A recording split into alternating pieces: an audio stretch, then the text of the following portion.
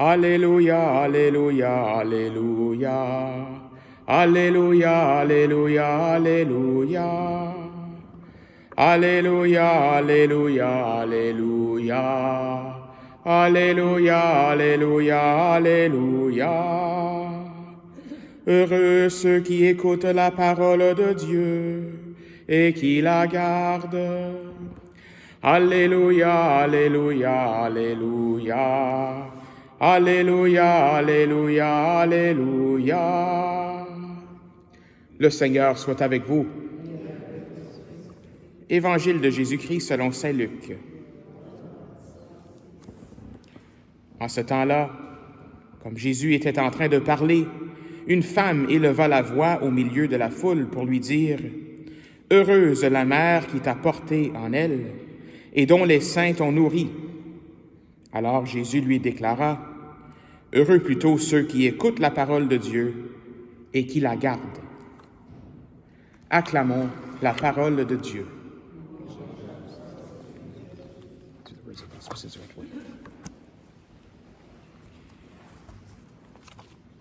Aucune petite erreur, je vous en demande pardon, c'est la page 44, cette messe votive pour la Vierge Marie. Donc ça, c'est où est-ce qu'on trouve les prières et les antiennes et tout ça.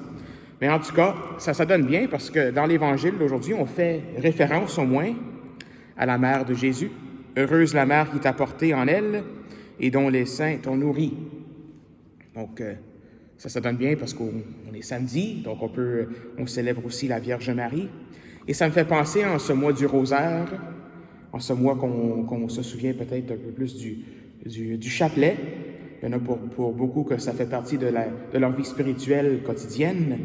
Mais on dit « Vous êtes bénis entre toutes les femmes ».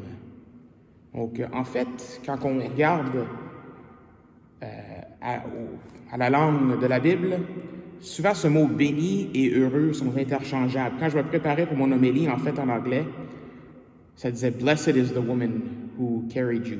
Donc, mais en français, ça dit « heureux ». Donc, en fait, ce qui se passe ici, c'est qu'on parle de la joie, on parle du bonheur, on parle d'être heureux. Et on peut peut-être se dire, mais ici, est-ce que Jésus est en train de diminuer un peu sa mère? Tu sais, la femme s'écrie, Marie, c'est une heureuse la mère, tu sais, mais Jésus dit, heureux plutôt ceux qui écoutent la parole de Dieu et qui la gardent. Donc, je pense pas. Jésus n'est pas en train de diminuer sa mère. En fait, Jésus affirme qu'elle est heureuse. Jésus affirme qu'elle est heureuse. Marie est remplie de joie, vous vous souvenez, dans son Magnificat, après qu'elle ait appris qu'elle est enceinte pour Jésus, qu'elle sera la mère de Dieu. Donc, ça, c'est être heureux, ça.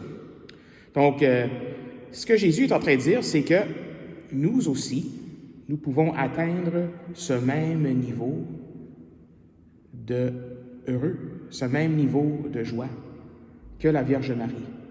C'est ça que le Seigneur veut pour nous. Donc ça, c'est comment on peut interpréter ce passage de l'Évangile.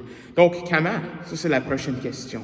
Comment est-ce qu'on peut atteindre ce même niveau de la joie que Marie a goûté?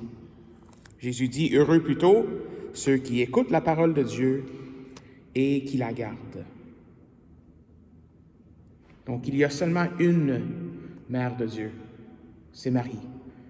Une personne qui a porté Jésus, le Fils de Dieu, dans son sein, c'est Marie. Mais nous aussi, d'une manière, nous pouvons porter le Seigneur en nous aussi. Et ça, c'est avec la parole de Dieu, garder la parole de Dieu. Tu sais, quand on lit la parole de Dieu, ça s'imprègne en nous, ça fait partie de nous. Nous aussi, on peut être des porteurs de la parole de Dieu. Et c'est là que va venir notre joie. C'est ça que le Seigneur est en train de nous dire. Qu'en méditant, en gardant, en portant cette parole, c'est là qu'on va goûter à la joie. Donc l'invitation, c'est simple, peut-être aujourd'hui, c'est d'être porteur de cette parole ou bien des porte-paroles. Ça, on entend cette expression-là des fois, des porte-paroles de la parole de Dieu. Que tout ce que notre méditation, que notre concentration soit sur la parole de Dieu et aussi ne pas oublier les sacrements. Donc là, avec ça, j'aimerais vous parler du saint, presque saint, qu'on va célébrer aujourd'hui, qu'on célèbre aujourd'hui le 12 octobre. C'est ce saint Carlo Acutis, parce que lui aussi, d'une certaine manière, il a été porte-parole, il a porté la parole de Dieu, il a porté Jésus de sa manière, de la manière de sa génération. Donc, presque saint Carlo, il est né quelques années après moi, en fait, en 1991. Donc, et dans sa génération, ce qu'il a fait, c'est qu'il a tout documenté les miracles eucharistiques. Il a mis tout ça ensemble, il a créé un site web avec tous les miracles eucharistiques. Ce site web-là existe encore aujourd'hui. Et pour ceux qui ne le savent pas, peut-être un miracle eucharistique, c'est quand on va célébrer l'Eucharistie bientôt, on est en train de le célébrer, notre foi nous dit que c'est le corps et le sang du Christ, mais c'est sous apparence du pain et du vin. Mais souvent, un miracle eucharistique, c'est quand ça apparaît vraiment comme du sang et vraiment comme de la chair. Donc, ça arrive dans le monde, ça. Le Seigneur permet ça, le Seigneur nous donne ça comme bénédiction. Donc, Carlo, le bienheureux Carlo, lui, voulait tout mettre ça ensemble, faire comme un genre d'encyclopédie, de dire, où est-ce qu'ils sont arrivés, tous ces miracles-là? Donc, d'une certaine manière, ce qu'il a fait, c'est qu'il a été porte-parole. Il a porté la bonne nouvelle. Il a apporté la bonne nouvelle aux gens de sa génération. Tu sais, les jeunes d'aujourd'hui, où est-ce qu'ils sont aujourd'hui, les jeunes d'aujourd'hui? Ils sont sur leur téléphone, ils sont sur l'Internet. Donc, peut-être qu'ils vont se retrouver, regarder ce site web-là, et dire, regarde, ça a l'air intéressant, ça. Et là, conversion. Donc, ça a été sa joie à lui, au bienheureux Carlo. Et là, il y en a peut-être qui se demandent, mais vous avez peut-être vu ce petit coussin sur la crédence, la table de la crédence. C'est qu'aujourd'hui, après la messe, pendant l'adoration, je vais faire quelque chose un peu différent. C'est que nous venons de recevoir une petite relique du bienheureux Carlo. Donc, ça a été donné à notre archevêque par un autre évêque. Et donc, on l'a ici. C'est la plus nouvelle de nos reliques. Nous avons plusieurs reliques ici à la cathédrale, mais c'en est une. C'est un morceau de ses cheveux. Donc, ça donne bien. Nous avons le père Paulin, italien, qui est ici, Carlo, qui est italien, et aussi nous avons cette relique qui vient de nous être donnée du bienheureux Carlo. Donc, ce sera un temps peut-être en début d'adoration.